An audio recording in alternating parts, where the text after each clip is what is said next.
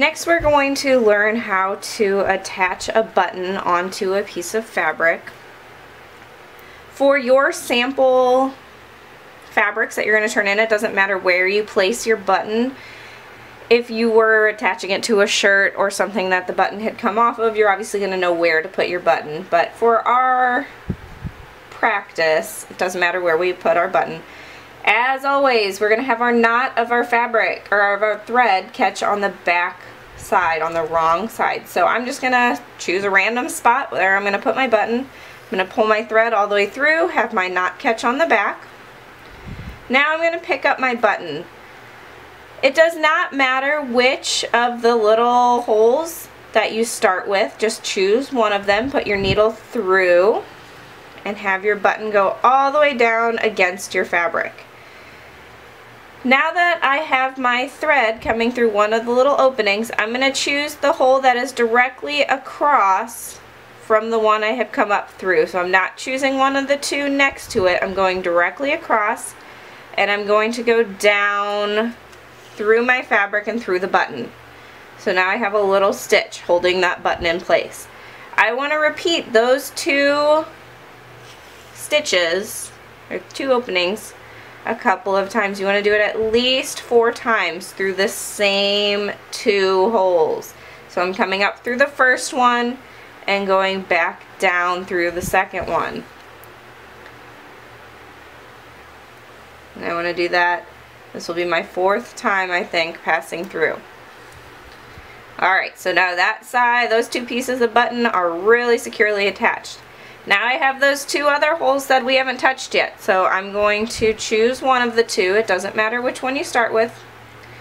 And come up and then go down through the one that you haven't gone through yet. And do that one 3 or 4 times. So up and down, up and down. I think that was only 3. We'll do one more for good measure. Up and back down. Now you'll see on my button I have a little X or a little plus sign, however you're seeing it.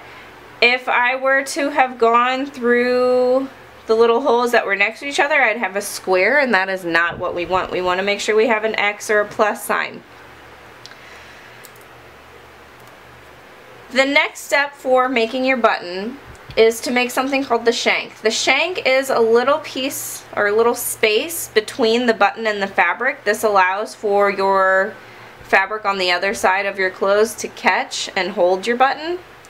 So to create that space, right now we're on the wrong side of the fabric, you're going to come up to the right side of the fabric, but you're going to come up between the button and the fabric. So I'm not coming up through the button, just through the fabric. So I'm between the button and the fabric. I'm going to take my thread and I'm just going to wrap it around my button a bunch of times. It doesn't matter how much. Now I've created a little space or a little gap between my button and the fabric. So this would allow for your other piece of fabric to catch on the button. So I'm going to go back down through the wrong side of the fabric.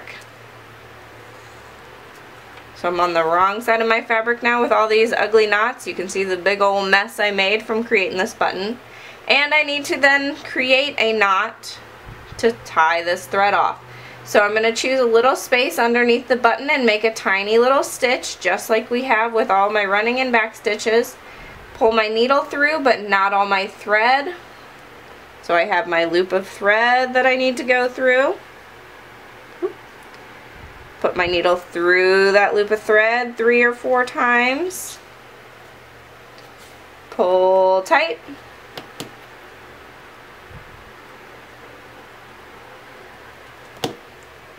And I just cut my own thread.